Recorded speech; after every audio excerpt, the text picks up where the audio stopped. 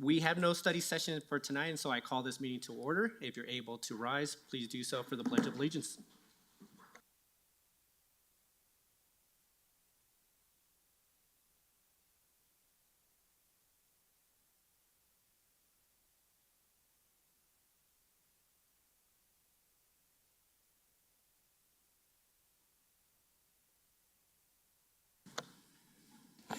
Thank you. City Clerk, can you please take a roll call?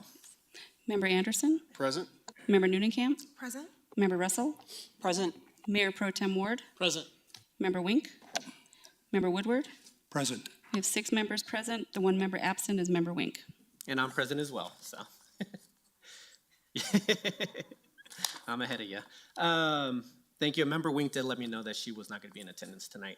Moving on to agenda item 5A, which is the minutes of the regular city council meeting on October 3rd. Any changes to those minutes?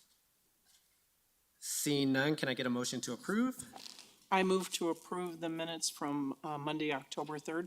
Thank you, Member Russell, and thank you, Mayor Pro Tem. Can we please vote? Member Anderson? Aye. Member Newnenkamp? Aye. Member Russell? Aye. Mayor Pro Tem Ward? Aye. Member Woodward? Aye. Mayor Sierra? Aye. Let the record show 6 ayes. Thank you. On to 5B, minutes of the special city council meeting of October 10th. Do we have any changes? Seeing none, can I get a motion to approve? I move to approve. Thank you, Member Second. Newnenkamp. Thank you, Member Anderson. Can we please vote? Member Anderson? Aye. Member Newnenkamp? Aye. Member Russell? Aye. Mayor Pro Tem Ward? Aye. Member Woodward? Aye. Mayor Sierra? Aye. Let the record show 6 ayes. Thank you. Moving on to 6A, we want to recognize MOA, the Museum of Outdoor Arts, the partnership with the City of Englewood. Just an acknowledgement of all the years of service that MOA has given to the City of Englewood. I do want to highlight a few things. I do see Mr. Tim Baca and Ms. Cynthia Madden-Leitner both in attendance tonight. But just want to highlight some of the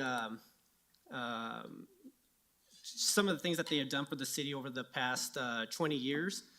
Which also includes keeping 30 pieces of the outdoor art that we have here in the city of Englewood. They're going to keep it here for no additional charge here for the city for the residents of the city of Englewood. But some of the other things that they have done over the past 20 years is provided after-school art class sessions exclusive to the city of Englewood residents free of charge. They have provided scholarships for COE residents for art classes. They were a representative on the Cultural Arts Commission and have offered guidance and knowledge. Outdoor sculptures, which I kind of highlighted the exhibits, the art-based programs, special events to Englewood community, the quality of the cultural experience in a wide spectrum with the visual arts, music, and cultural classes for all ages. Obviously, the benefit to Englewood's economy and the local business by the influx of people attracted to MOA. They promoted community pride and cultural identity for Englewood citizens and businesses. And they offer the public a blend of world-class public art, architecture, landscape, design, performing arts, and educational programs. So I do want to thank them for all the years and everything that they've done for the community. Obviously, what we saw pre-pandemic was something very special to the city of Englewood, so I do want to thank you for that. Is there anything else from the members of council that would like to say a few words for MOA? Member Newnenkamp. Thank you, Mayor. I wanted to weigh in as well as the council liaison to the Cultural Arts Commission. Thank you so much for your influence, not only in that commission, but in the city. Public art and outdoor art enriches our public life. It adds so much to the life of our city for our residents. And what I love about the art specifically that you have shared with our city is that everyone gets to experience it. Whether you are young or you are old, whether you are poor or you are rich, you're a homeowner or a renter, that art serves the community equally, and it's such a powerful statement. So congratulations on over 40 years of living your mission of bringing art into everyday life. And thank you for over 20 years of partnership with Englewood and more partnership to come about how we enrich the lives of our citizens through art. Such a powerful statement. I'm really grateful for you. Thank you, Member Newnenkamp. Anyone else? Member Woodward. Thank you.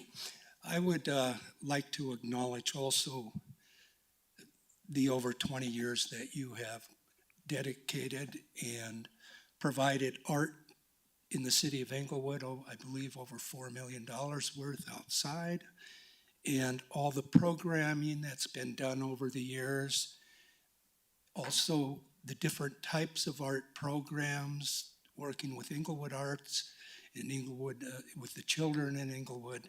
It's been a real addition to this city. And it's something that we all should be very proud of. So thank you. Thank you, Member Woodward. Anyone else? Now, Mr. Baca and Ms. Madden-Leitner, we did provide you a plaque, or we do have a plaque, and I'd like to read it for everyone in the audience. But to the Museum of Outdoor Arts, in appreciation for more than 20 years of partnership, the City of Englewood recognizes the value and vibrancy the MOA has brought and will continue to bring to Englewood, dated October 17, 2022. And if you wouldn't mind, if we could take a picture with the plaque. Just trying to figure out where will we be standing for the plaque. City Clerk. Yeah, if you wouldn't mind just coming up.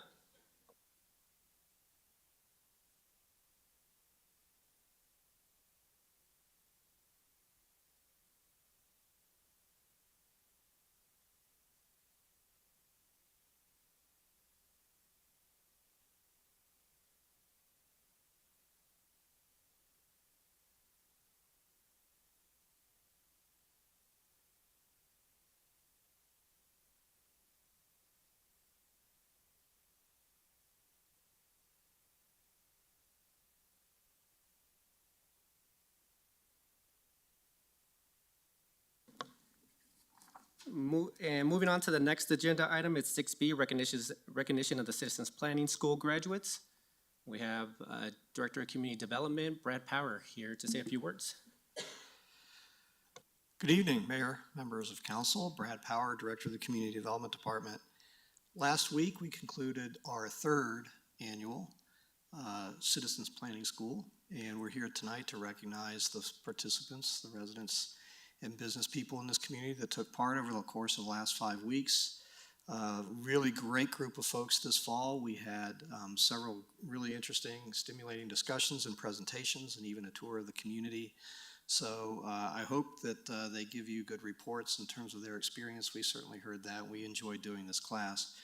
There's a rumor out there that we may be doing an advanced one as well, possibly in the spring. So people have expressed over the course of the last 3 years, our participants have all expressed an interest in learning more. So we're doing some thinking right now about how that could come together for a part 2. So we may offer it twice a year, an intro and then an advanced course. So I will be turning it over to Brian Isom, our planning manager, in a moment to actually introduce you to the participants from this year, but I just wanted to offer a couple of thanks beforehand.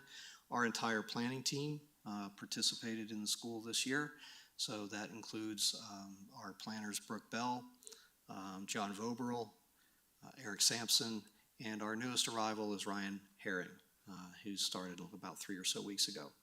I do want to recognize 2 people especially, though. Nancy Fenton, who is instrumental over the course of the last 3 years in putting this entire program together, recruiting the participants and being in touch with them throughout the course. We couldn't do this without her, so I want to express our appreciation on behalf of the team for her leadership.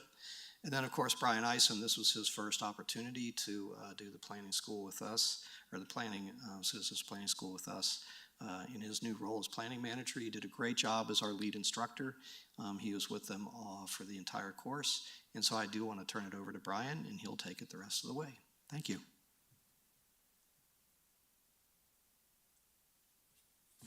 Thank you. I'll just be reading a few names, and as we get certificates to graduates, if you'll come up and stand over here, we'll take a group photo.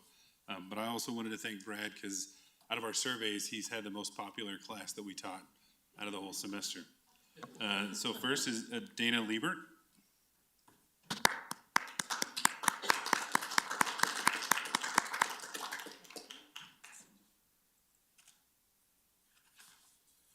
Carson Green.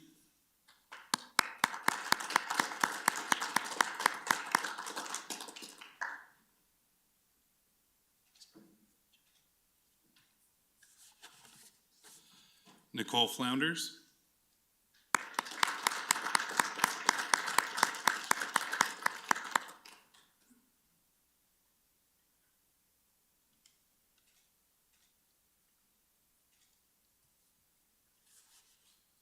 Marsha Marshall.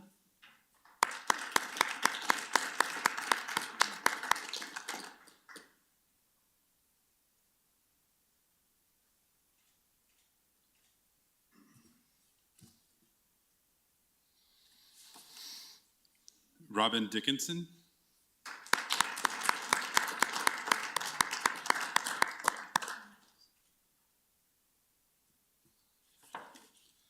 Leslie Welch.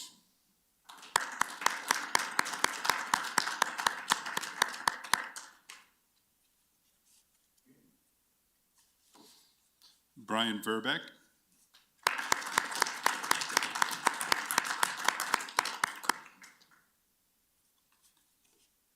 Michael Vinson.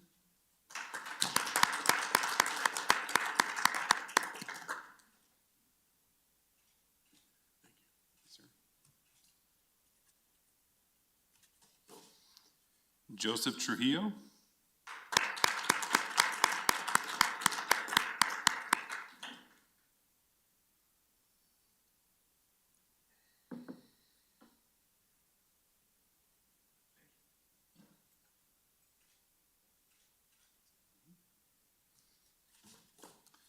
And Connie Fehrenbaugh.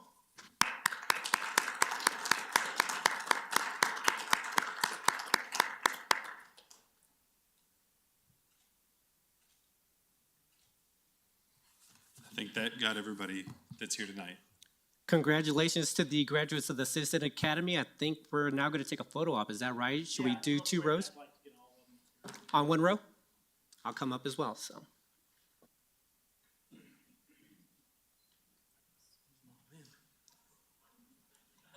Holy moly, that's a bunch.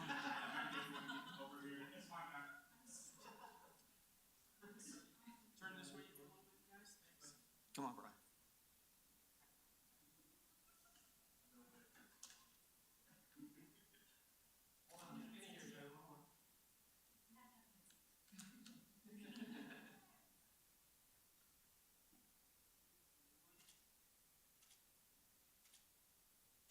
Awesome, thanks.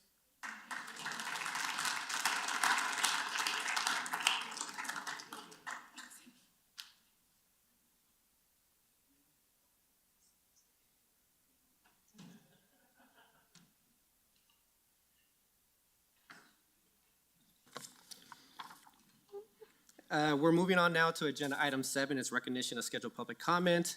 The deadline to sign up to speak for scheduled public comment is Wednesday by 5 p.m. prior to the meeting through the city clerk's office. This is an opportunity for the public to address city council. There is an expectation that the presentation will be conducted in a respectful manner, and council may ask questions for clarification, but there will be no dialogue. Please limit your presentation to 5 minutes, and written materials for presentation to council may be submitted to the city clerk. And we have one scheduled speaker tonight. It's Ms. Pamela Beets, an Englewood resident, here to speak about housing and development. Mayor, who's tasked with response tonight? Thank you for that, Mayor Pro Tem. Member Woodward, you went last time, correct? So it goes back to the top, so it actually would be me. So I'll be giving a response to public comment tonight. Ms. Beets, good evening. If you could just state your name, your address or your cross streets, and you may begin after that. Good evening, thank you. I'm Pamela Beets. I live at Delaware and Floyd. I'm speaking tonight because I'd like to speak in response to Mr. Anderson's article in the Englewood Summer 2020 magazine. And, you know, right now I'm a little hesitant to actually wonder why I'm here, because some of the things that were presented in this article, such as input from citizens, I have felt very dismissed, ignored, and I even wonder why I bother to be here. But I'm going to do it probably just this one more time. So when I read the article, I was quite sad, and I was also offended. I felt from your article that you feel my neighborhood, my house, is old, outdated, unfashionable, stuck in the past and ugly. And it made me wonder what you think of me and my neighbors. Are we the same just because we don't agree with this development? Your opinion in this article reflects the bias of developing multifamily units in single-family homes in neighborhoods, and they cost 2 to 3 times more than our own affordable housing. My house and our neighborhood houses. And I would also like to mention, in specific neighborhoods, this development is not going on in all neighborhoods. It's going on in my neighborhood. It's going on in adjacent neighborhoods. It's very targeted. And to me, that's kind of vicious, because it doesn't take into account all of Englewood. It only takes into a part that I believe you don't think should exist here. My single-family home already embodies most of the things that you say are important in this article: smaller living arrangements, neighborhoods that are currently walkable, yards that provide habitat for birds and other insects and mammals that are important to our environment, trees that create oxygen. We already have homes and yards that reduce climate change, and they're in the affordable range for more buyers. You go on to say in some of your points, you want input from residents. I don't believe that. No one here who's ever heard me speak for about the last, 5, 6, 7, 8 years would say I have not been engaged about this issue. And there have been many people that have come to this council to speak on development and how it has impacted negatively their quality of life in their neighborhood. Some people have come to this council and begged for your help to stop a development that did something that was so imposing, so huge, that it blocked all their natural sunlight. You voted for development. This is your choice, and I'm asking you what is important to you. You say your residents are important. It's not quite believable. I served on the first steering committee, and I served reluctantly because I knew what I would hear. But I was appalled, and I spoke in detail at one council meeting what I heard at those meetings. Things like, how do we get the infill to leave? And by the way, I'm the infill. Some of you are the infill. We're the people who own homes here.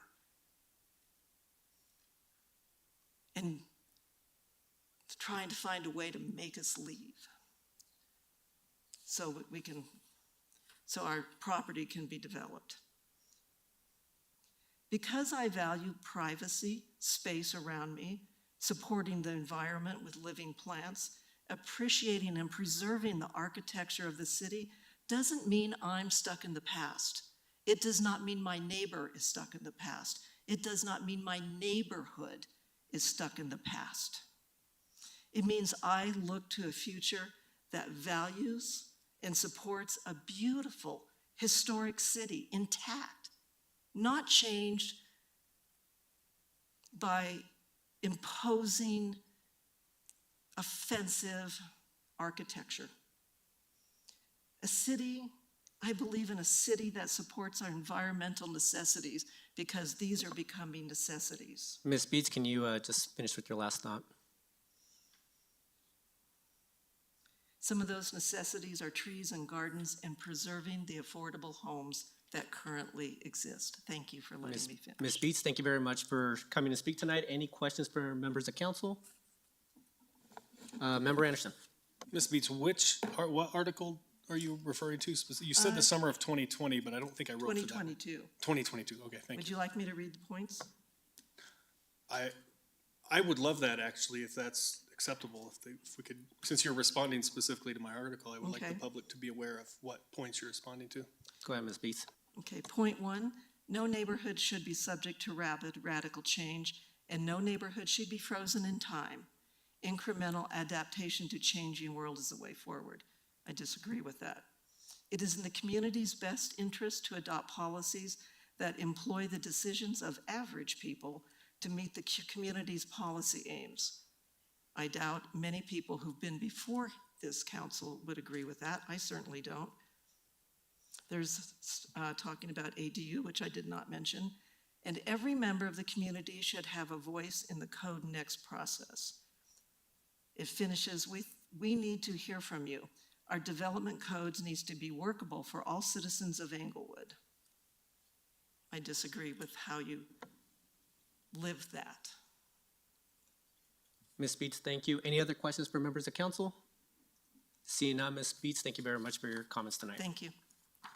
And that concludes scheduled public comment. We're now moving on to unscheduled public comment. Same rules apply, but you're limited to 3 minutes. We do have a few speakers tonight. We have Ann Kendall here to speak on the water plan.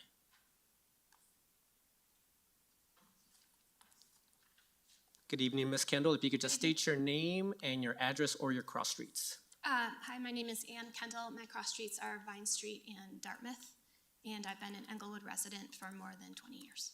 You may begin. I would say I love living in the city of Englewood. I hope to be a lifelong resident of Englewood, and I have been in the past very inspired by how the city has come up with creative solutions to challenging, complex issues. For example, combining police outreach with mental health support. I mean, the city has a track record of very creative solutions, and I'm hoping that we can apply some of that creativity to the draft of the water plan. My big concern with the water plan is I was disappointed to see that the city had not followed the best practices that the Colorado Conservation Board lists on their website that have proven to reduce residential water use, which could help residents like me save money along the way. These programs include things like low water appliances and toilets, water-wise landscaping, known as xeriscaping, and irrigation efficiency. With so much of our water use coming from residents, I'm confused why we aren't focusing more on the residential piece in our 7 to 10 year plan. Many of these programs already exist through nonprofits like Resource Central. They have programs such as Slow the Flow and Gardens in a Box. And in reading the current plan, it feels like the underlying message of it is that we have senior and good water rights here in Englewood, so we just don't have to put that much effort into the residential piece. My thought is if it comes down to revenue and their concerns about losing revenue from water use, is it possible to explore options such as short-term water leases to other cities during years when we have a surplus water supply, but that we're also still empowering citizens who want to be part of the solution to be part of it? I want to be part of the solution. I would like to be a smarter user of water. I would like to see Englewood be more sustainable, and I also would like to save money like many of my fellow residents. I would ask that the city please consider doing what other cities are doing and offering programs like homeowner workshops, more hands-on training into how to reduce their water usage, incentive and rebate programs, whether that's indoor things such as water efficient appliances or outdoor irrigation, access to programs like Gardens in a Box and Slow the Flow, and water-wise demonstration gardens for residents.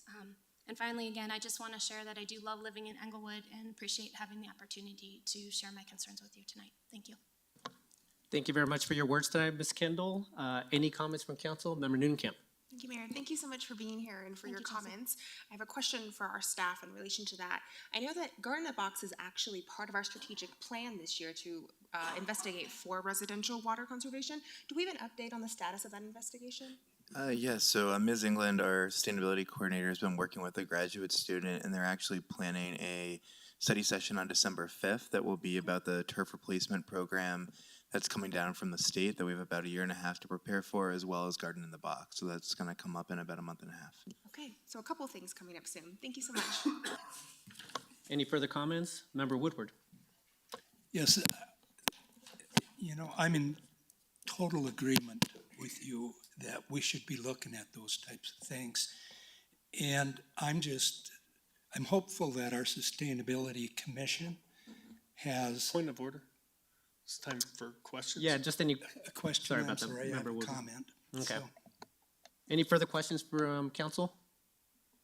Seeing none, Ms. Kendall, we will be responding to this here in a few minutes, but thank you for your time. Thank you. Up next is Mary Secor, I believe. I may have said that incorrectly. And correct me on the pronunciation there. Secor, Secor. Mary Secor. Good evening, Ms. Secor. If you could just state your name and your address or your cross streets. Mary Secor, Floyd Avenue in University. Perfect. I am also here to speak on the water issue, and I too would like to see beautiful trees and vegetation within the neighborhoods, just like the last two speakers. And I decided to get rid of my turf in the interest of saving water. And I looked into Resource Central and realized that although there were 15 other cities that had rebates of $500 up to $1,250 for garden in a box plans and lawn removal services, Englewood was not listed. Since I was such a strong advocate of saving water and looking into increasing native pollinators, increasing native plants, doing something for the birds, I went ahead and did it anyway, and I have xeriscaped part of my lawn, various parts, and I have to tell you that nature returns and water is saved. And there was just a plot in between my driveways where I replaced 3 foot by 20 feet of grass that had to be watered continually in order for it to look nice with some sunflowers. And it's just this stretch of sunflowers supported 8 different species of birds. There were at least 9 different species of native bees, and the neighbors were just awed. The mailman, I put a native plant, sunset hyssop, that attracted a hummingbird, and the mailman made a comment as he's delivering my mail up the walk, "I just saw a hummingbird." And it's like, we can do this, and I think that Englewood should have a monetary incentive for other people who maybe can't afford to do what I've done, to do this within their own neighborhood, especially since the pandemic drove people up into the mountains and various parks because they wanted to experience nature, and why not bring it right here? So that's kind of it. Thank you, Ms. Secor, for your comments tonight. Any comments from council? Or questions, I should say? Seeing none, Ms. Secor, thank you very much for coming and speaking tonight. Up next, we have, I believe it's Georgia Arabo. Good evening, Georgia. Good evening. If you could just state your name and your address or cross street. Yes, I'm Georgia Arabo, and I'm at 3188 South York Street, cross street with Eastman Boulevard. So to follow up on the 2 people that just talked, we're very close neighbors, and except I have been in my house for 46 years. And west-facing lawn, pretty steep slope, and we just, over the years, realized we were just throwing water away. We could not keep the front yard green. So I started working on a plan of when the whole xeriscape idea started in Denver, started studying what I could do. I went to classes in Denver that were sponsored by Denver Water, and very beneficial because they listed plants that we could plant that were not necessarily all native, but definitely plants that thrive in a Western environment because of their long roots. Once they're established, they hardly need water. So over the last 12 years, we've xeriscaped, it's about more than half of our front, because we have an ash tree on one side and a lawn underneath that, and it needs to be watered more than the xeriscape. So I'm here to say that you don't have to xeriscape everything. You can have a combination of lawn, a little bit of lawn, and because you have a dog, you need a lawn. Partially, you need a lawn. But you can have plants that after they are established hardly need water, maybe once a month. In fact, at this time of year when everything else is fading, all of my plants are thriving because they're enjoying the western sun and the cool nights and the warm days.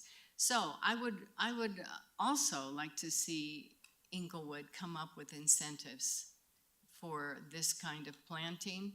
It does not need to be expensive. The plants were small and they grow quickly. Once our roots are established, as I said, they do very, very well. So I invite anybody to come see our front yard and see what it looks like. And in fact, I've given ideas to people in the neighborhood. And the reason we have hummingbirds is because we started with many hummingbird plants, and we didn't see a single hummingbird when we first came to Englewood 46 years ago. So it's pretty exciting. So I planted with the intent of bees, birds, butterflies, and fragrance, and it's, just like Mary said, has brought a lot of wildlife to our yard.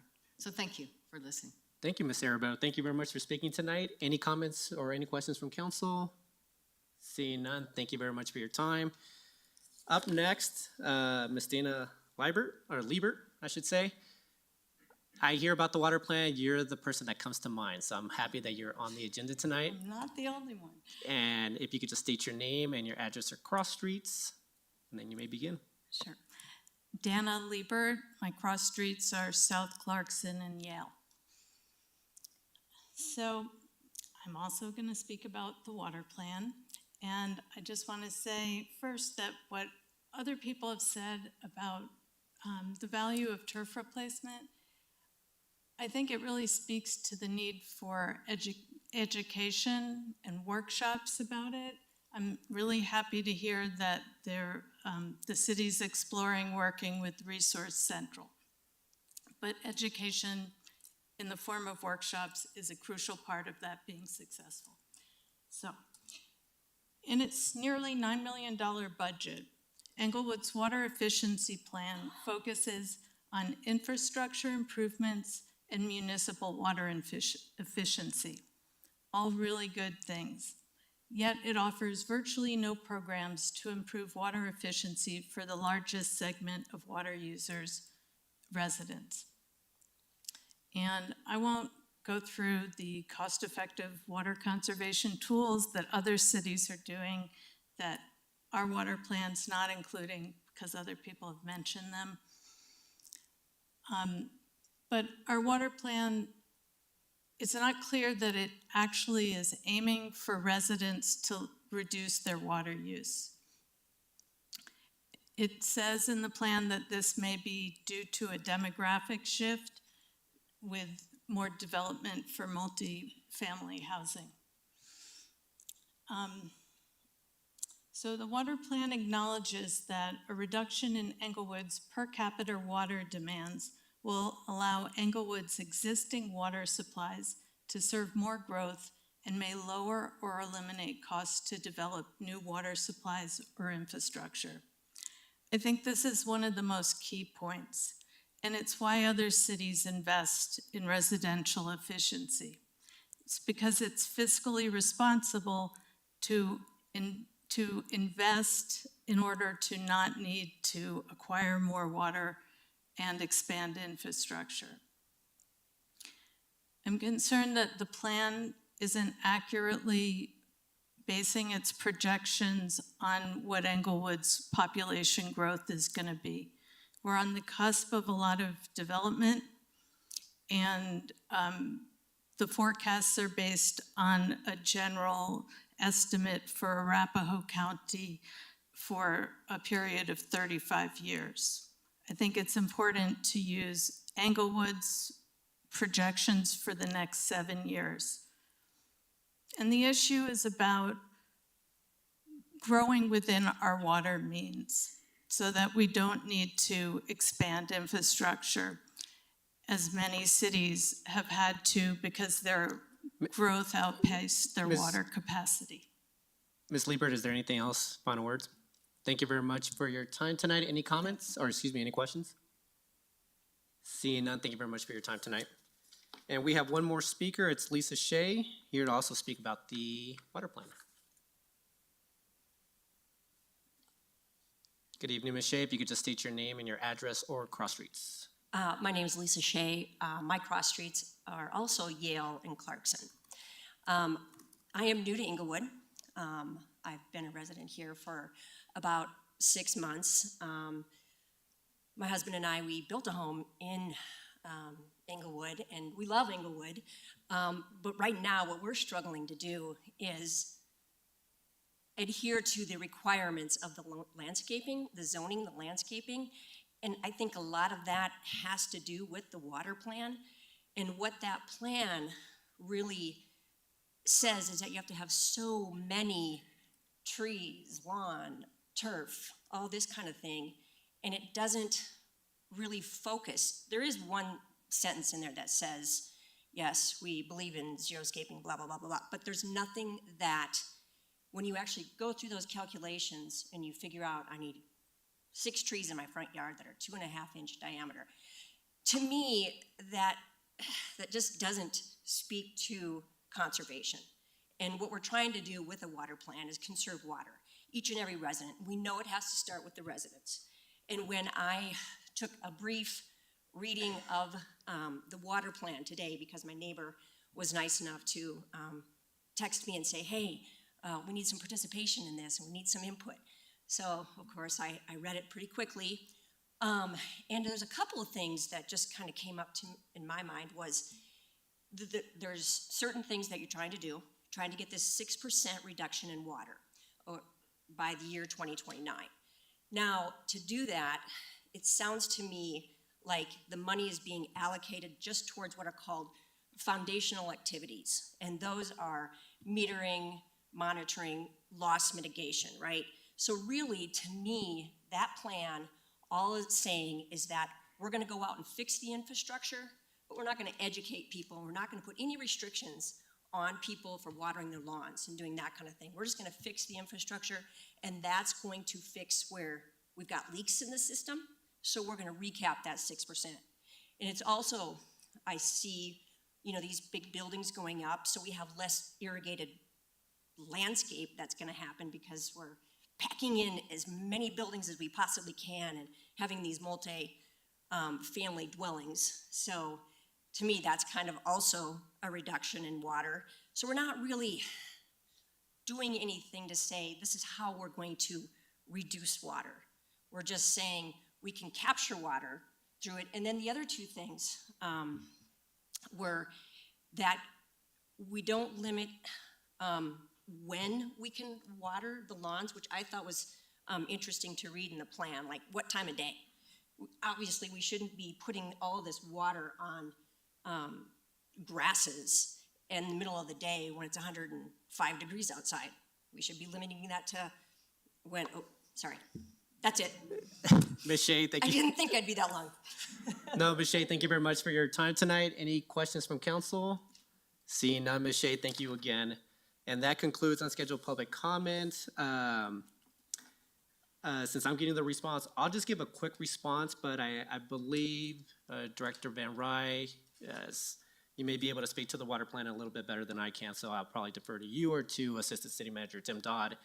But first, I do want to say a few words for Ms. Pamela Beets. I saw that she did leave, but I always thank Ms. Beets for coming and speaking her mind about current zoning or just the current development that we're seeing within the city itself. I understand her frustration. I have heard from many citizens that are concerned about the rate of development within the neighborhoods.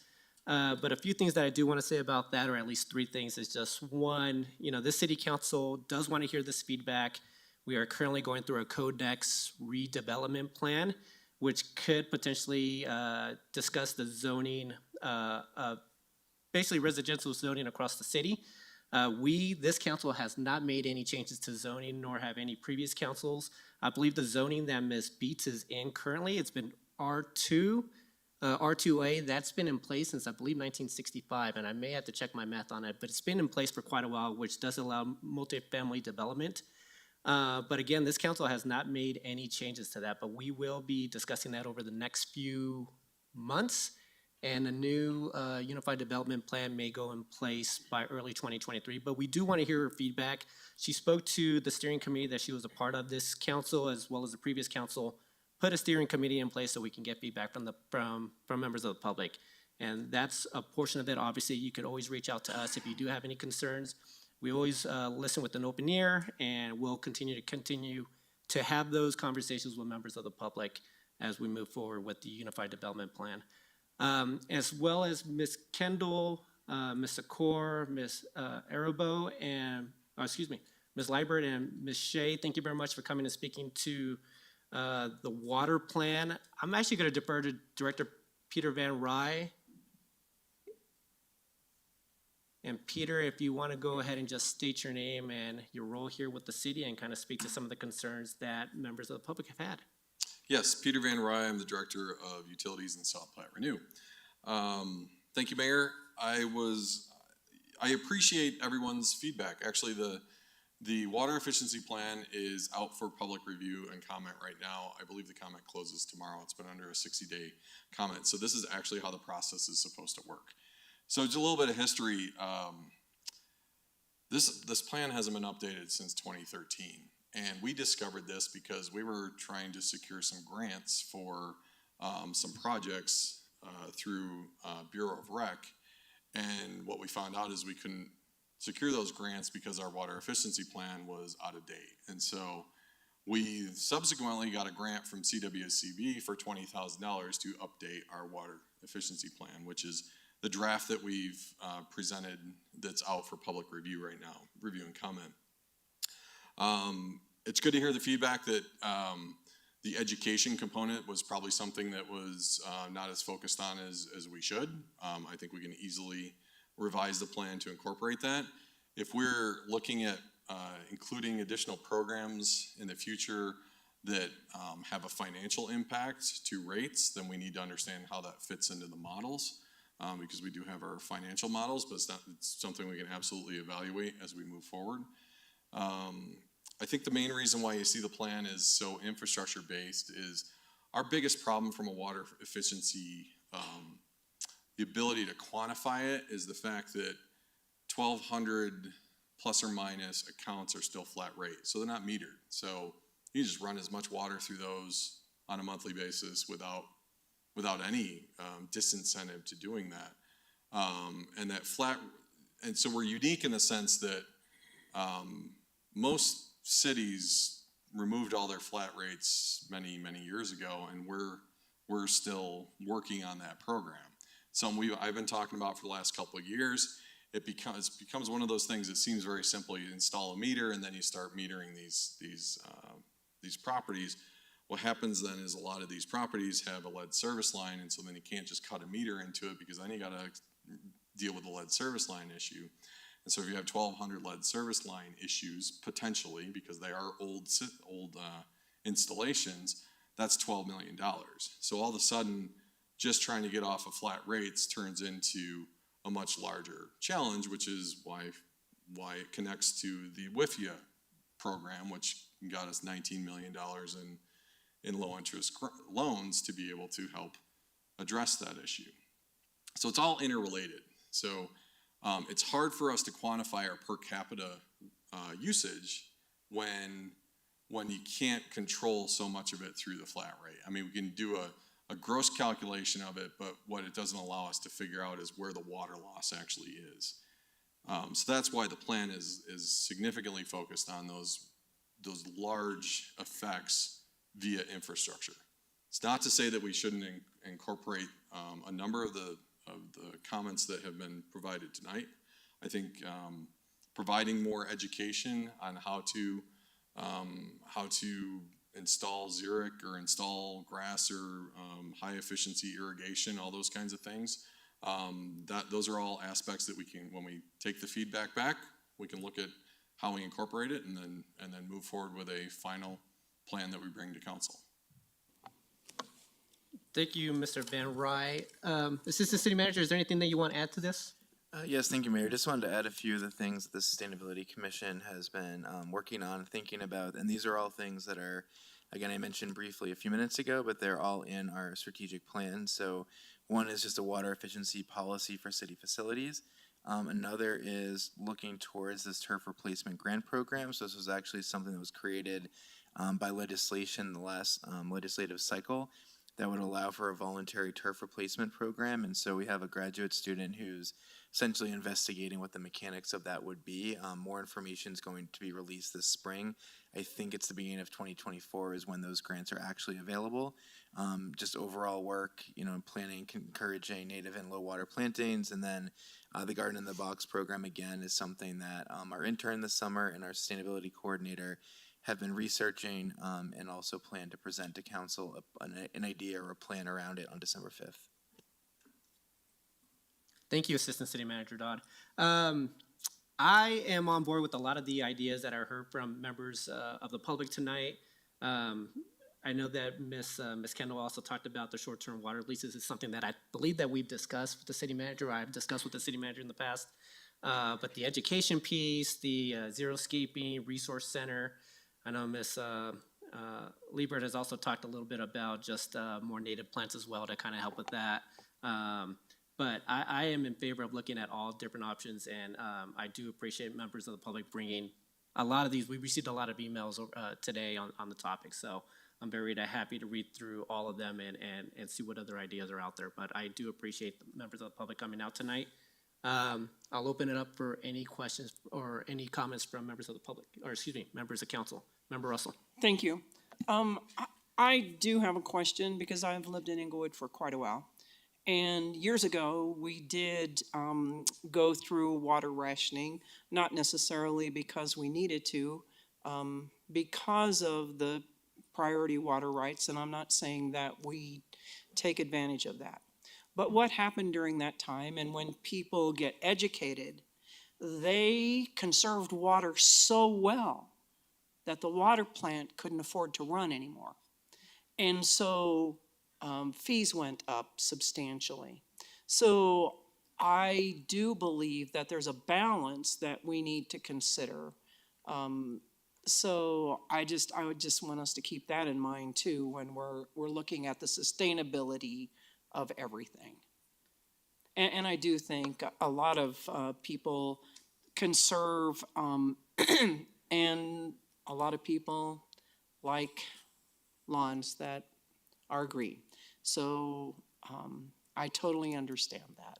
But we just need to be careful to, and the people in this city, as long as I've lived here, and it's been a long time, have always been willing to conserve the resources that we have. So thank you very much. I appreciate it. Thank you, Member Russell. Member Woodward. Thank you.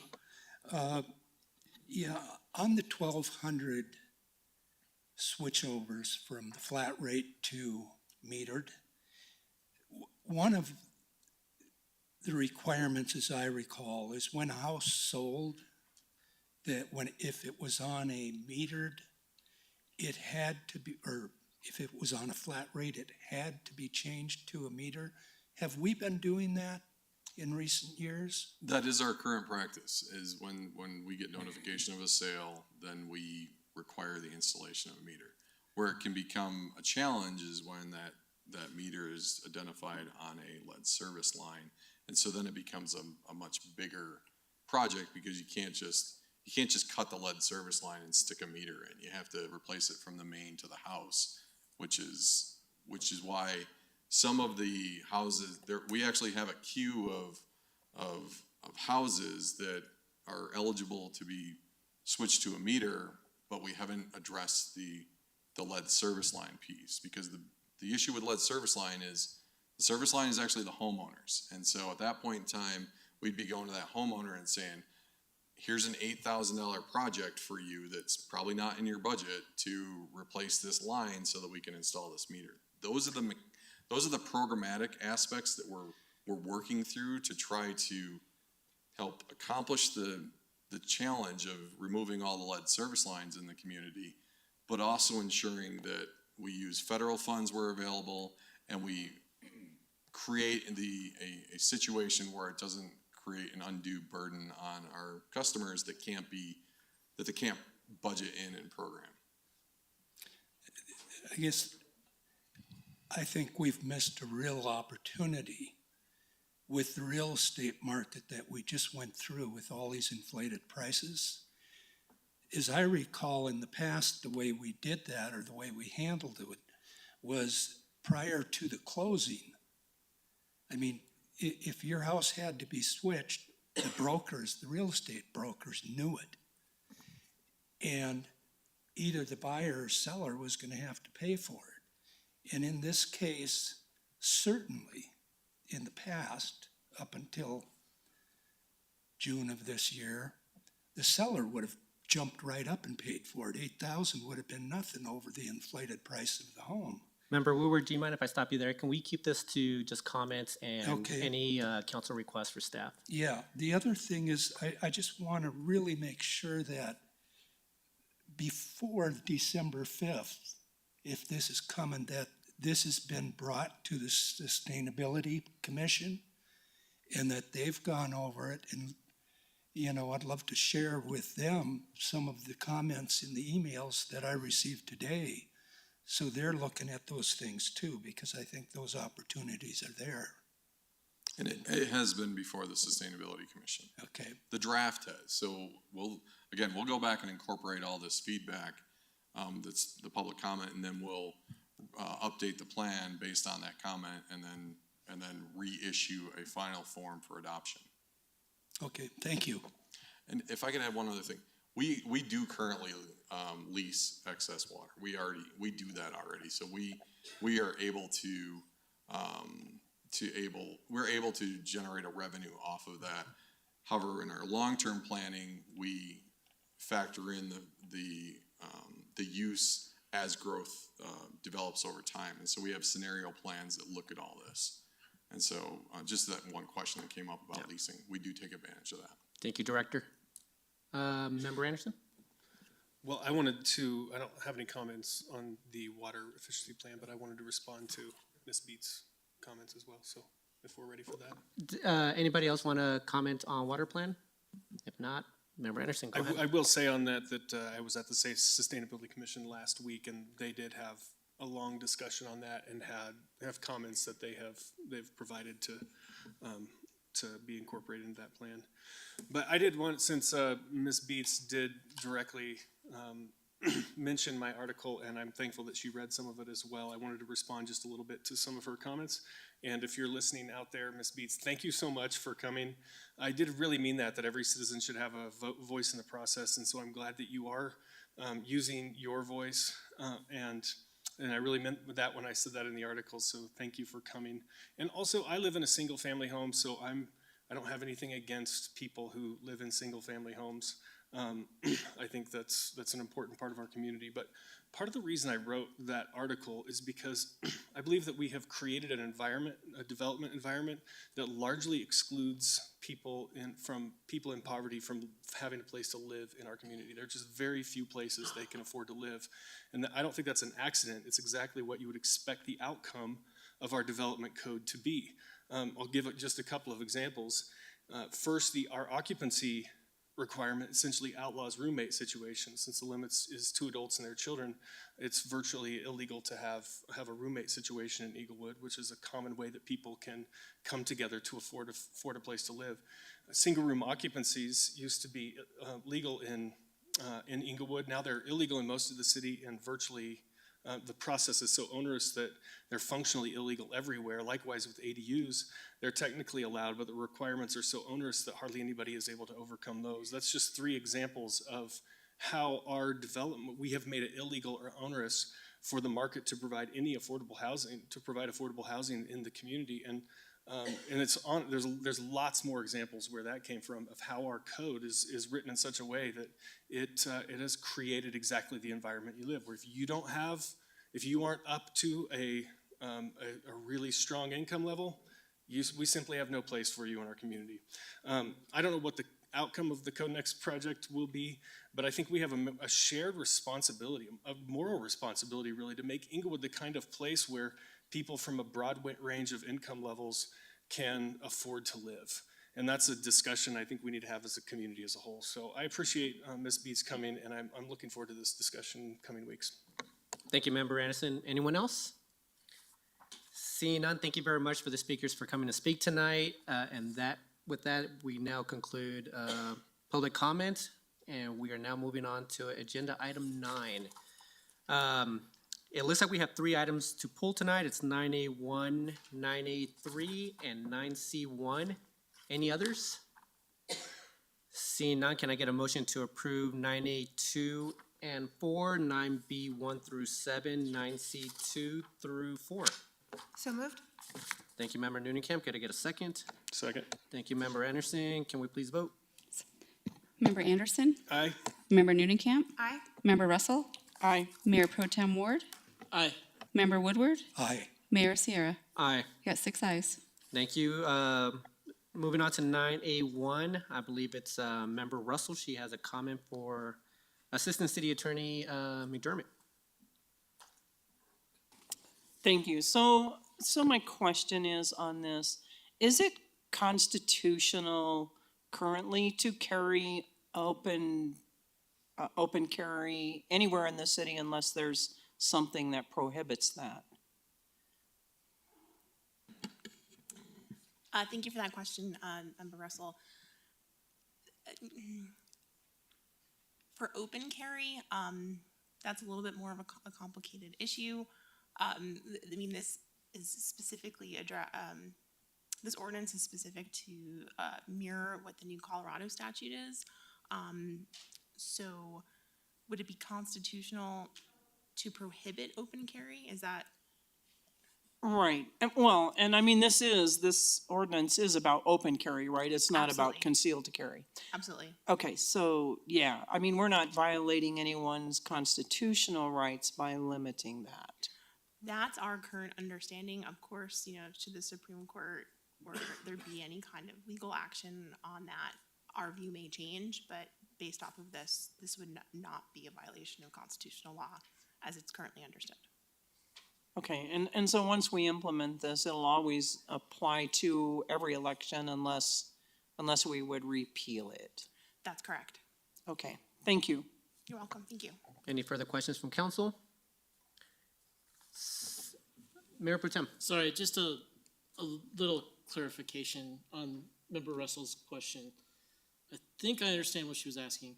Article 2, Section 13 of the Colorado Constitution actually covers the right to bear arms.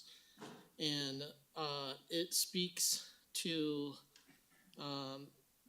essentially, however you interpret it, it speaks to open carry.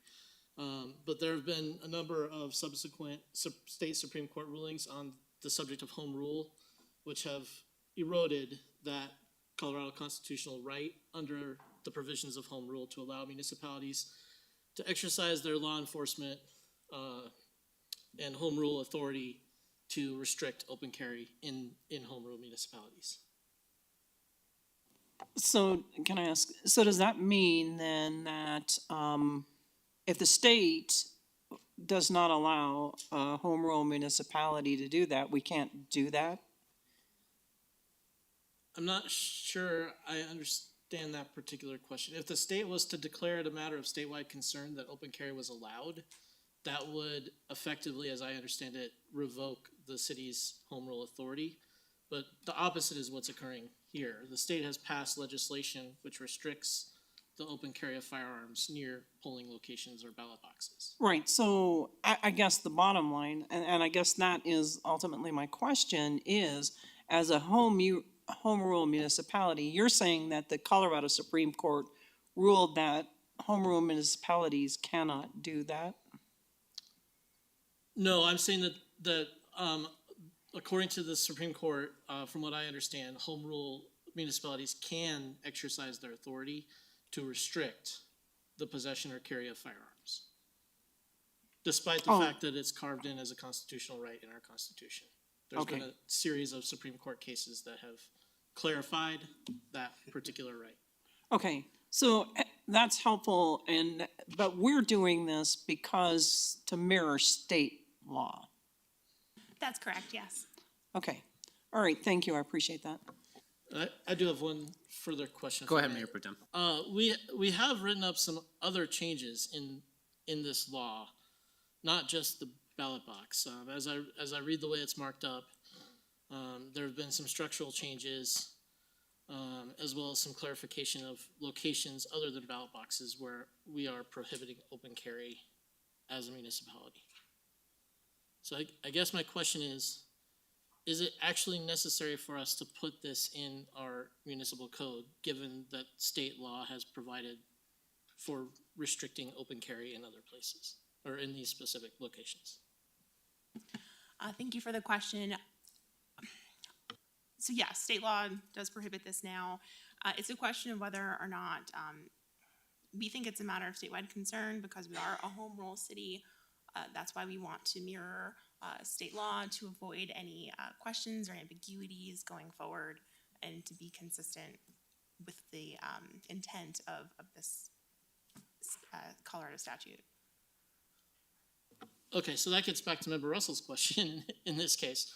So is it the attorney's opinion that barring this action on our part, someone could go into a polling location in Englewood with a firearm?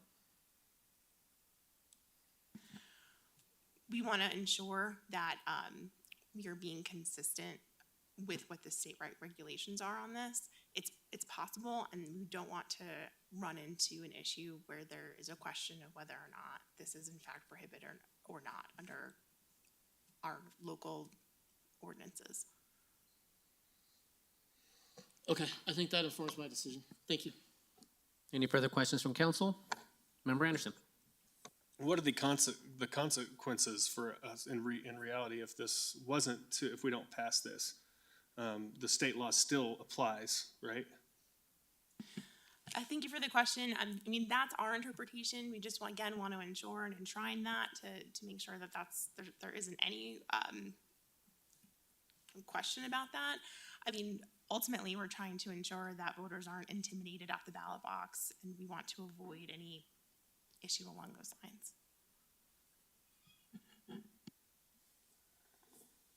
Thank you. Any further questions from council? Seeing none, can I get a motion to approve 9A1? I'll move 9A1. Thank you, Member Woodward. Could I get a second? Second. Thank you, Member Noonan-Camp. Any further comments? Mayor Pro Tem. Yeah, I'm going to be a nay on this tonight. I understand why it's being done, and I personally don't support the open carry of firearms in general, most especially at polling locations. However, I have trouble exercising government authority in a case where our Constitution, as long ago as it was written, explicitly grants certain rights. I don't feel the desire, need, or even to a certain extent authority to take an action that, in my opinion, stands in direct opposition to those rights. So I will be a no on this. Thank you, Mayor Pro Tem. Any further comments? Member Russell. Thank you. I too will be a no on this because I don't want to do anything to limit. In all the years I've been voting, I've never seen that there's been an issue, but I'm not saying there isn't. But I do, I really don't want to vote in any way to limit a constitutional right. Thank you. Anyone else? Member Noonan-Camp. Thank you, Mayor. I appreciate the questions from my colleagues, but I actually think that this is a pretty simple ordinance before us tonight to align ourselves with state law and to help facilitate the election that we have coming up. I understand the concerns and I hear them. I also work in the voting and the election space in my professional life and acknowledge that our constitutional rights are very important. One of the greatest is our right to vote, and the right to vote without fear or intimidation, to vote freely and fairly and maintain a secret ballot. So I'll be supporting this tonight because I do see in my professional life, a rise of intimidation and an uptick of questions around the security of our voting system, and around questions about the accessibility of voting freely and fairly. So I hear the concerns, but I just don't think that there's actually a problem here by just aligning ourselves with what the state has already ruled. Thank you, Member Nunekamp. Anyone else? Seeing none, can we please vote? Member Anderson? Nay. Member Nunekamp? Aye. Member Russell? Nay. Mayor Pro Tem Ward? Nay. Member Woodward? Aye. Mayor Sierra? Aye. Let the record show 3 ayes, 3 nays, the 3 nays being Member Anderson, Member Russell, Mayor Pro Tem Ward. Items defeated. Thank you, City Clerk. We're now moving on to 9A3, and I believe Member Woodward, this was yours. Can I make a comment? It failed, right? It did, correct. Okay, thank you. Thank you. I'm looking at the definition, or a definition here. If you turn to page 9, and you look at double I below, property, in the definition of property, which is land and generally whatever is erected, growing upon, or affixed to the land. And then underneath it, it describes JJ property, which is business property, or real, it says the real property, which I don't have any problem with until I go to DDD on page 11, which is truck.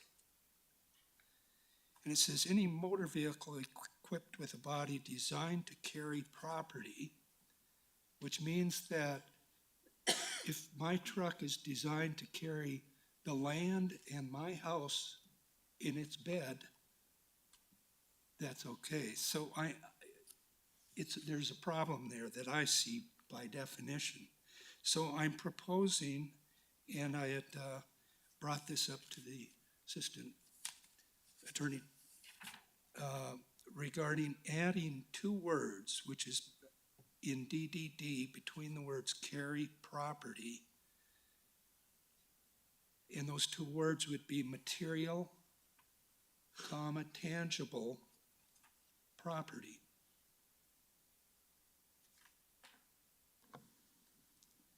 That's it. Thank you, Member Woodward. Assistant City Attorney, any comments on the change? No, I think it's a good change. The rest of the, this is definitions that are contained within the nuisance statute. So that when truck is used throughout that statute, it's about if something should fall off of the truck. We certainly wouldn't imagine that land would be falling off of the truck, but certainly if it did, it'd be a nuisance and we'd want to regulate that. But I agree with the change, and it definitely provides clarity. Thank you, Assistant City Attorney. Any further questions? If not, do you want to make your motion to amend? Yes, I'd like to amend it. Page 9, number II. I'm sorry, page 11. Let me get back to it. DDD on page 11, first line, in between the words carry and property, to add material, tangible, so it reads designed to carry material, tangible property. That's it. Thank you, Member Woodward. Could I get a second? I'll second. Thank you, Member Anderson. Any further comments? Can we please vote? Member Anderson? Aye. Member Nunekamp? Aye. Member Russell? Aye. Mayor Pro Tem Ward? Aye. Member Woodward? Aye. Mayor Sierra? Aye. The record, 6 ayes. Perfect. And can we now vote on the motion to, or excuse me, can get a motion on the amended? See, I'm having trouble speaking. Is that, how do you state it now? City Attorney, do we have to vote on this again? Yeah, approve as amended. That's what I'm trying to get. Can I get a motion to approve as amended? I move to approve CB 65 as amended. Thank you, Member Anderson. Could I get a second? Second. Thank you, Member Noonan-Camp. Any comments? Please vote. Member Anderson? Aye. Member Noonan-Camp? Aye. Member Russell? Aye. Mayor Pro Tem Ward? Aye. Member Woodward? Aye. Mayor Sierra? Aye. Yeah, 6 ayes. I'll get the speech thing down at some point. 9C1, I believe, Member Russell, that is you as well. Yes, thank you. So I guess on this change order with Stanley Consultants for on-call engineering services, and it's because CDOT has to review and it's extending this, do we have an anticipated completion date for moving forward with the bridge, or, I mean, even getting started? I believe Deputy Director Hose is on the call and he'll answer that question. Good evening, Mayor and City Council. This is Tim Hose. So the schedule, we're about 30 days away from getting CDOT approval to advertise the project for bids. And then we expect to hopefully start construction in probably spring of next year. If the bids come in within the budget and we get CDOT approval to award, we should be able to start hopefully in March or April. So if that happens, I mean, because this has been delayed so long, I mean, what are the chances the price is gonna go up even more?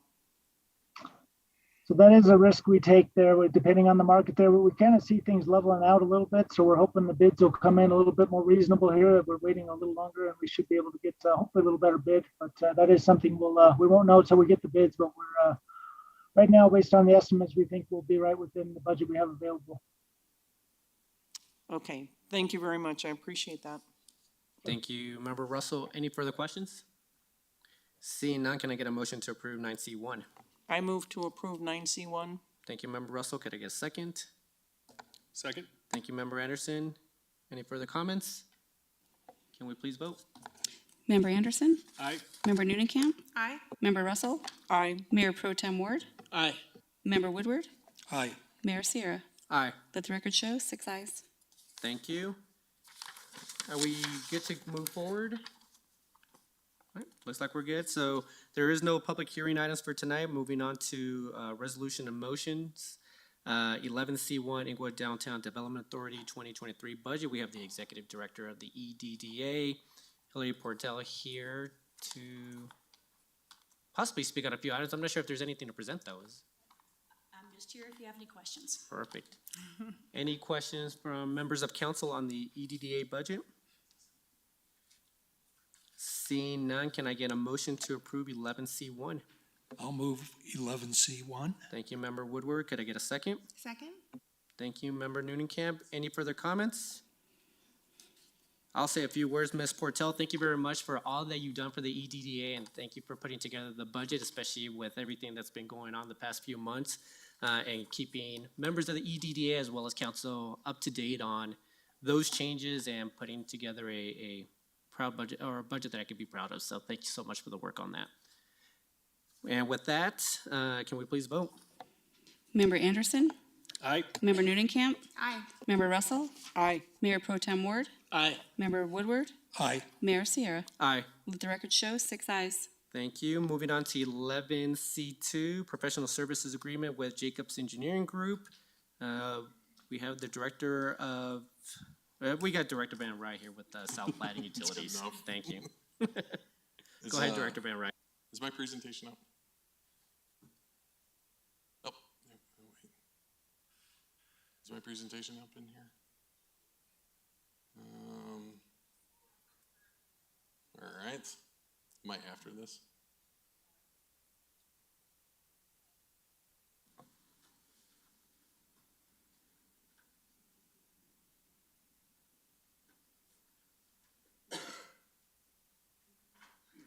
Hey, here we are. That's you. I was in there. Thank you, Mayor and Council. We are here tonight, or I am here tonight to present a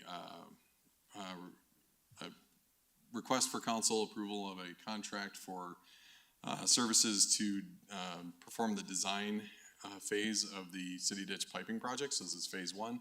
This is conceptual design.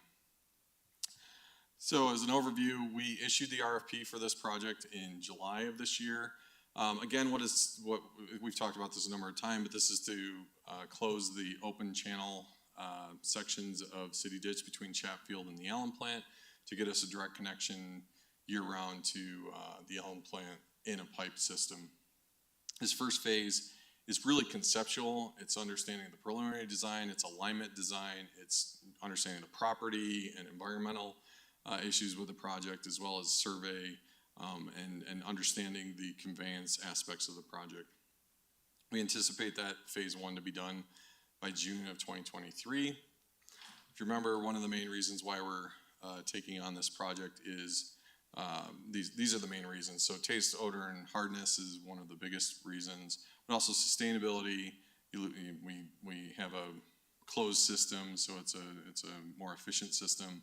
Resiliency in the sense that we'll have 2 systems at this point. We'll have the Union Ave pump station as well as this line that will act in redundancy, so that if we lose either or,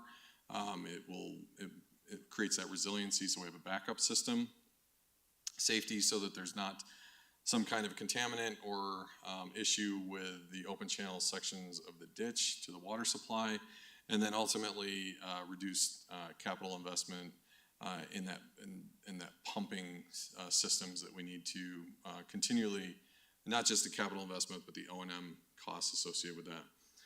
These are all the aspects of the preliminary design, so you can see all the components that it addresses.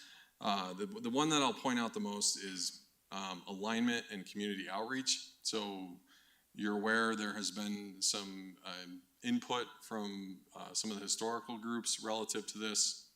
And so this actually looks at what are the alignment options that we have, what's the most optimal alignment, as well as we will be working with the community, proposing those preliminary outlines, and then entertaining and getting feedback and entertaining additional options for how we convey the pipeline system. So that will all be part of this first phase through June of next year. Additionally, you have just the basics of the engineering so that we can move forward with a final design. Our selection process, like I said, we bid this out. We had 6 respondents. We reduced that to 3 interviews. We interviewed Jacobs, Carollo, and HDR. We felt that their proposals addressed the project scope the best, and then ultimately landed on Jacobs as their proposal, as well as their interview showed the best grasp of the project, and we believe provided the best project value for the fee proposed. Additionally, we are adding a $20,000 owner-directed supplemental service to this to create a total contract amount at $441,000. That is to help us with the construction bidding phase, so moving forward with a construction management general contractor phase. We'll be advancing that during this design phase of the project, and that's to help support that. That wasn't in the original RFP. It's really just in there as an account to use if necessary, and if we don't need it, we won't move forward with it. Additionally, because this is preliminary, the total project has a 20% contingency. We went with a higher level of contingency on that because we're not quite sure exactly what is out there from a survey perspective, what level of property easement investigation is going to be necessary. We wanted to have some flexibility during this phase to be able to answer a number of the unanswered questions. Again, that is owner directed, so if we don't need it, we won't use it.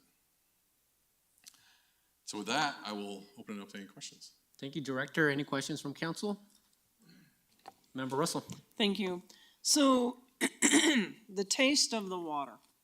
I mean, like right now, the taste of the water is bad. Are we using the city ditch at this point in time anyway? We're using the city ditch we basically use it through irrigation season, which is the end of October. So we'll be shutting off the city ditch in the 1st of November. Okay, so but when people are told, and we've been told it's the algae in the water, is it the algae in the holding pond outside the water treatment plant? It's a combination. So it starts at Union Ave, it makes its way into the North Reservoir, And then ultimately, it's something that puts pressure on our treatment systems that we get a lot of it out, but sometimes we don't necessarily get it all out. We are working at optimizing the treatment plant process to help ensure that we are more efficient at that. And I'm hopeful that by next year at this time, we'll see a different, the customers will experience a different effect on their water during this late summer period because of those changes to the way we are operating the water plant. Okay, so, but also, so it's not totally, because we're not piping the water.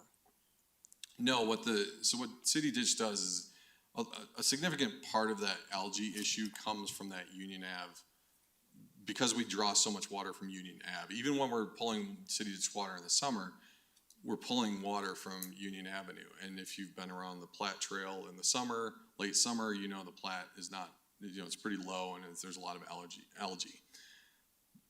What if we, by piping all of City Ditch, we can make that a pressure system and we can force more water through that system directly from Chatfield to the Allen plant, thereby reducing the amount of water that we're pulling directly from Union Avenue. And that water at Chatfield is definitely better from a hardness perspective, but there is also improvements from an algae perspective. So will that water go directly into the water treatment plant, or will it go into one of the holding ponds? It goes into the North Pond, and so the North Pond is a big, you know, it's a big wide spot in the pipe, for lack of a better term, and that is what regulates the flow into the plant.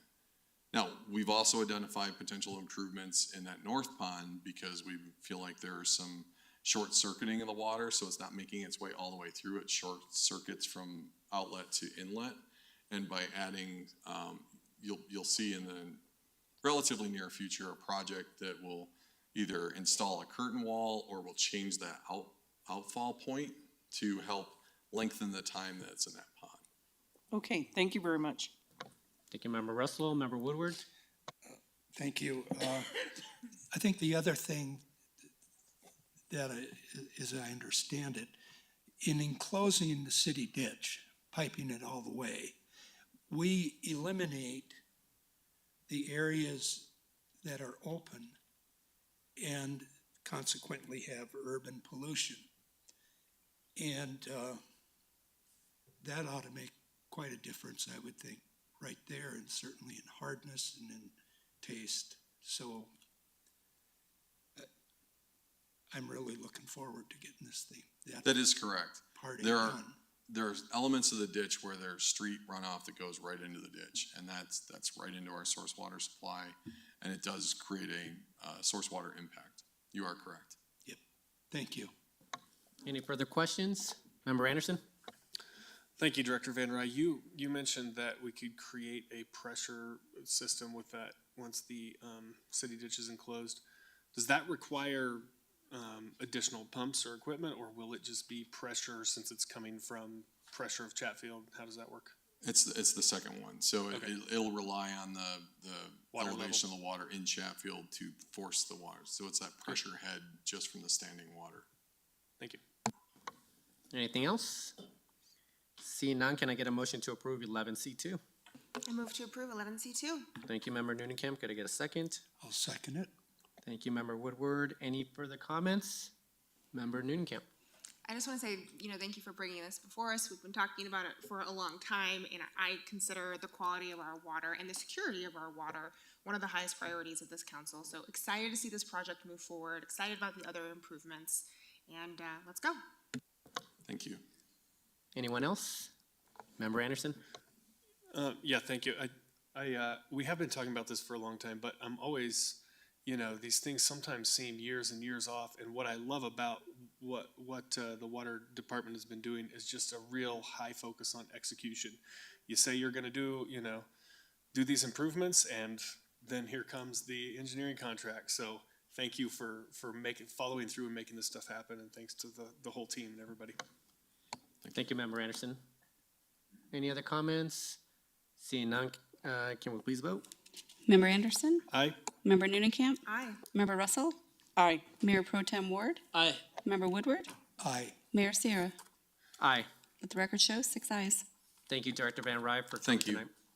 tonight. Moving on to the contract amendment to provide additional funding for cross-purpose 11C3, we have Assistant City Manager Tim Dodd. Thank you, Mayor. As you'll recall, I believe it was in February of 2021, Council approved a list of how you would like to spend your ARPA money, which is about $8.7 million. Of that 8.7, 346,379 was set aside for cross-purposes workforce development program. As you probably know, they're located now on Broadway. The Finance Department recommended that we split up the total amount, basically for finance, for budgeting purposes. As you also probably remember, we got 2 tranches from the federal government about a year apart. So just to kind of balance the needs of different projects, they recommended that we do a contract for $258,642 from the original tranche, and then they recommended that we do the remaining money from the second tranche. Now that we've received the second tranche in the summer, and we have a contract with Cross Purpose, this is a change order that just basically makes Cross Purpose whole to the original amount that you had agreed upon for Cross Purpose. Thank you, Mr. Dodd. Member Newnenkamp, any questions? Yes, thank you, Mayor. Thank you for the explanation. I just had 2 brief questions. One is that the amount is actually slightly different. It's a very small amount. It's about $700. Why is it different? So that's a finance question. I'm actually not sure. I think they put a very small buffer in. So it was the amount that they had that was appropriated through the budget supplemental was less than $1,000 more. I can't answer that question because it was done by finance, but I don't know if it was just to account for any possible error, just to be on the safe side. Oh. We had Director Director Lowe Lowe online. Director Lowe, are you able to answer the question from Member Newnenkamp? Yes, Mayor, good evening, Mayor and the council. The difference is we receive a little bit interest for the ARPA money, and also in order to allocate the remainder of the ARPA funding, so we added the difference to the cross-purpose, the difference. Thank you, Director Lowe. Sorry, so we're adding the difference, but it's actually a reduction in the amount. What am I not following? She said we added interest, but we actually are giving them less than what we said we would give them? No, based on a contract, this is what we agree to pay them, but for the remainder of the ARPA funding, we have a little bit difference. It's just for the funding allocations, we are not paying them any less. We are fulfilling our contractual service obligation. Okay. And then my only other question is, in the council communication, it said that we received on August 30th of this year an update with what they're doing with the funds. Can we share that with council? Maybe you did, I missed it. No, we haven't, but we absolutely could. That'd be No great. problem. And then the subsequent ones as well. Thank you. Any further questions from council? Member Russell? Thank you. My one question is, how much is Littleton and Sheridan contributing to this project, or have they contributed to this project? To my knowledge, they have not contributed anything to this particular nonprofit project. Okay, thank you. Any further questions from council? Seeing none, can I get a motion to approve 11C3? I move to approve 11C3. Thank you, Member Anderson. Could I get a second? I'll second it. Thank you, Member Woodward. Any further comments? Yes. Member Russell? I will not be supporting this, just like I did not support the first one, because I believe it is a conflict of interest for the city to contribute to a building that belongs to a church for improvements to the building. And so I will not be supporting this. Thank you. Thank you, Member Russell. Anyone else? Seeing none, can we please vote? Member Anderson? Aye. Member Newnenkamp? Aye. Member Russell? Nay. Mayor Pro Tem Ward? Aye. Member Woodward? Aye. Mayor Sierra? Aye. Let the record show 5 ayes, 1 nay. The 1 nay being Member Russell. Thank you, City Clerk. Moving on to 11C4, resolution in support of support in favor of sales tax ballot initiatives. Assistant City Attorney McDermott, do you have anything to add? No, nothing to add. This would just, potentially urge voters to consider and also vote in favor of these 2 sales tax ballot questions. Thank you, Ms. McDermott. Any questions from council? Member Russell? Yes, my question is, these two ballot initiatives are single ballot initiatives about separate things. Why are we lumping them together in a single resolution of support?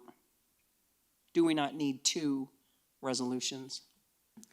Thank you for the question. We did include them together just for efficiency purposes. To the extent I do recognize that there may be members that support or oppose to them differently. So to the extent that that's a challenge, we could style the resolution differently. Okay, thank you. Any other questions for members of council? Seeing none, can I get a motion to approve 11C4? I'll move 11C4. Thank you, Member Woodward. Could I get a second? Second? Thank you, Member Noonan-Camp. Any comments from council? Mayor Pro Tem. I just want to go on the record saying that I do support these ballot initiatives and the ward household will be voting in favor of them. However, I do get some heartburn when we sit on this dais and we exercise our authority to request voters to vote in a certain way. And for that reason, I will be a no on this resolution this evening. And that is just what I wanted to explain. Thank you, Mayor Pro Tem. Member Russell. I appreciate that, and I too will be a no. Council placed these initiatives on the ballot so that the voters could decide. And it's their tax increases, and I believe that since we've already put it on the ballot, that we don't need to put a resolution out there.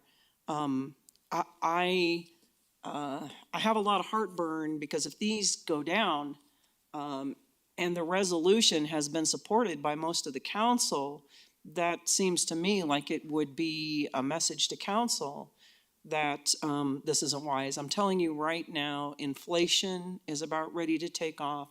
We are going to experience probably a worse recession than we did in 2008. And I personally think it probably was unwise for us to do this at this time. I did ask, now I remember asking this about the police that we put on. All of the ballot was covered even if the police initiative fails. Is that same thing true of the roads and bridges? Everything for 2023 is covered even if that part of the ballot initiative fails? Mayor and Member Russell, your capital improvement budget was based on money in hand. So everything is in there. However, streets, as we've mentioned in our street paving index, continues to be funded historically, $2 million short of what we need to be funding it at. So with that in mind then, if the Public Works section passes, will we then do $2 million more in projects, or? That's correct. And if not, we're gonna have to cut back. Well, you will have funded what is currently in your capital improvement plan for streets, but again, we are underfunding street maintenance. Okay. But everything in your current CIP is funded in 2023. All right, thank you, I appreciate that.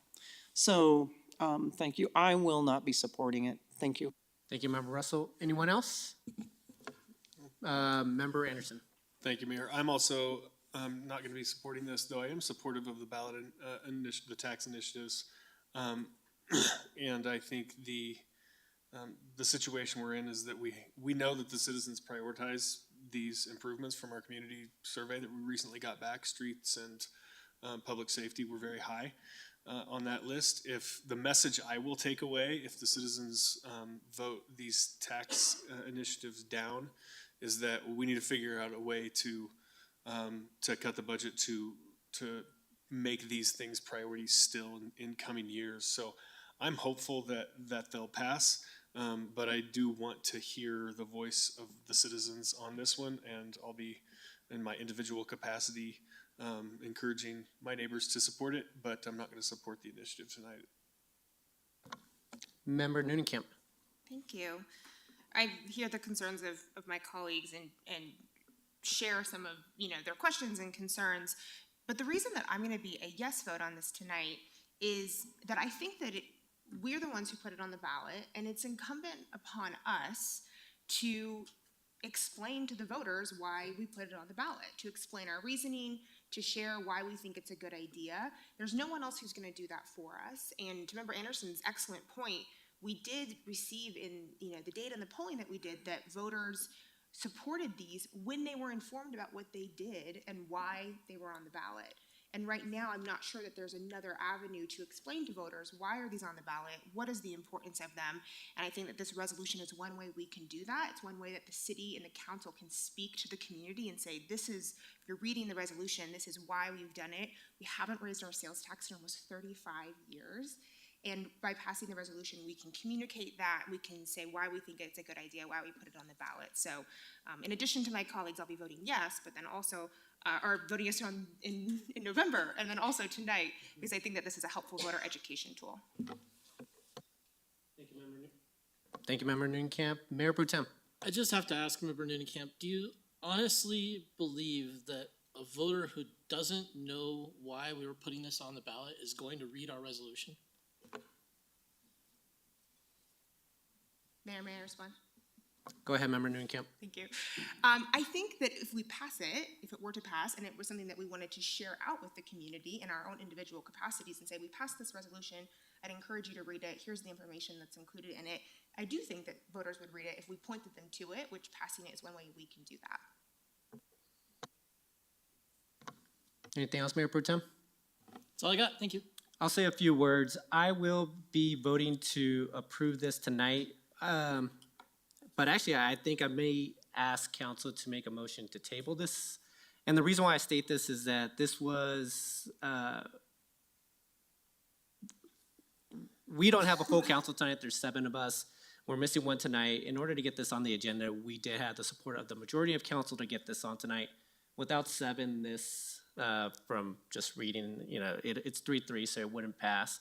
And I'm not sure if that would be the best for Englewood, knowing that this is 2 ballot initiatives that that are important for both the infrastructure as well as the police department. So I will make a motion to move to table this until I guess it wouldn't be until the day prior to voting them, because we don't have a special meeting until November 7th. November, yeah, so it would be, because we don't have a special meeting next week. We have a 5th Monday, so I would make a motion to table until November 7th. Member Anderson. Before you do that, actually, I found Member Noonenkamp's arguments compelling, and I'm supportive of this after all. I will withdraw my motion to table then. Any further comments? Seeing none, can we please vote? Member Anderson? Aye. Member Noonekamp? Aye. Member Russell? Nay. Member Pro Tem, or Mayor Pro Tem Ward? Nay. Member Woodward? Aye. Mayor Sierra? Aye. Let the record show 4 ayes, 2 nays. The 2 nays being Member Russell and Mayor Pro Tem Ward. Thank you, members of council, and Member Noonekamp. Moving on to Mayor's Choice. I actually don't have anything else tonight. Thought I had something, but I think we covered everything. So I was going to make just a statement about December. We're going to have our regular 2 meetings are going to be the first Monday and the second Monday, and allowing us to take the 3rd and 4th Mondays of December off, which is something that we've done over the previous years. I guess it was more just a comment, but I don't think that we need it. I think we decided during the mayor manager's meeting that that's the way that we've done in the past. So just wanted to bring that to the attention of the members of the public as well as members of council. So with that, I'll move it over to council members' choice. Anyone? Member Noonekamp. Thank Thank you, Mayor. Just wanted to report out that the library board met this last week. They had a great meeting, received some public comment about some of the challenges that they're still experiencing in the library and some of the staffing challenges that that department is continuing to face as well. The way that library industry works is that many of the positions are part-time, and that leads to often high turnover. There are questions about how do we stabilize the library. I think that's something that I'm looking forward to seeing what staff proposes about how we can get the library staffed sustainably and stably over a longer period of time. But I think that that board is doing good work. And then also just wanted to note for the community, if anyone's listening, that I will have a community coffee this Wednesday at Grow and Gather from 8 to 9:30. So if you have questions about the ballot initiatives, please come have coffee with me this Wednesday, or otherwise I'd be happy to chat with you. Thank you, Member Noonan-Camp. Anyone else? Mayor Pro Tem. Just one item I wanted to bring up. I, as a person who spends a lot of time around government, I worked for the state government for 10 years. I do this job now. I'm a little puzzled as to why this is literally the only government building I've ever been in that requires employees to clear security. So before our council sessions at night, every person who walks through the entrance to the council chambers, whether they are credentialed or not, if they are not wearing a badge that says that they are police, must clear through security. And I know that we've talked about our security procedures and policies in the past in executive session a couple of months ago. My side of the argument did not prevail at that time, but I would like to bring at least that up for a discussion. It is standard practice, even at the Carr building, which is literally the most secure government building I have ever been in. If you have an employee badge, you bypass security. Thank you, Mayor Pro Tem. I don't spend much time in government buildings, so I'm not sure how they function, that office. So I wouldn't be able to tell you whether or not staff or not have to go through those security procedures. But I would be open to looking at that if it would improve the flow. I know that there's some nights where members of the public are waiting to go through the metal detectors. So I would be open for that if it seems to be common policy at other government buildings. So other members of council want to weigh in? Member Anderson? I'm supportive of that. If there's I would want to see the cost. So I don't know if we need to have them actually buzz, if we need to install some kind of a badge reader to make sure it's valid, or if everybody knows everybody and we can just wave them through if they do. I don't know how that works. Yeah. Thank you, Member Anderson. Member Woodward. So from what I understand, this would be staff only? Correct. If you possess a City of Englewood employee badge, and I'll note that all 7 members of council do, so that would include us, then you are considered credentialed to enter the facility without clearing security. Okay. Member Woodward, would you be in favor of that, or any additional comment? I would go along with that, yes. I know the reason that we have it, it goes back into my former term when a number of council members in Kansas got shot on the dais and killed. And that's why there's security out there. So we used to have a police officer right over at the desk there in the past. So I'm always mindful of that. Thank you, Member Woodward. Anyone else? Member Noonan-Camp? I'm happy to weigh in. I don't mind having the conversation and don't want to be a blocker to it. I have also worked in government buildings for many years and walked through many security protocols, and I find it incredibly easy to enter through the security here. It takes a matter of seconds. I have no issue walking through it as a member of council, but if we want to have the conversation, I'm not opposed to it. Thank you, Member Noonan-Camp. Member Russell? Just to weigh in, a lot of council members that get shot, they're shot by other council members. So, I mean, if we're concerned about that, just wanted to have a little levity. Thank you, Member Russell. It sounds like we were open at least to a conversation on it, so Assistant City Attorney, I'll let you take that back, so thank you. Is there something that you want to state? No. No, we don't have anything at this time, but we can look into that in council communication. Sounds great. Anyone else for council members' choice? Seeing none, moving on to city manager's report. Thank you, Mayor. Just 2 items to report. You may have noticed that the community room was closed when you came in. And in fact, we've taken the card readers out. My master key doesn't open the doors. That is going to be a very secured room now until the election is over on November 9th. So we will not have access to that room, and we'll be having all of our meetings in here. We also just wanted to remind you that the last 2 weeks of December, there will be no council meetings due to the holiday schedule. And then I also just want to mention one of the things that I've enjoyed the most about our council policy manual, I think this is where this is, about council letting staff know about items to be pulled, is that it does allow us to have the right folks in the room for those. So tonight we lucked out, but if we continue to not be notified about items being pulled, I'm gonna need to have 15 to 20 staff members on call for all council meetings. Thank you, city manager. Did that come up tonight? For pulling items, or? I guess they all came I could have later, missed emails, but I have looked through all my emails. I didn't know any were being pulled tonight. That's right, yeah. No, I appreciate that, city manager. Anything else? No. All right, with that, our meeting is now adjourned. I'll see you guys next Monday night. Have a good evening.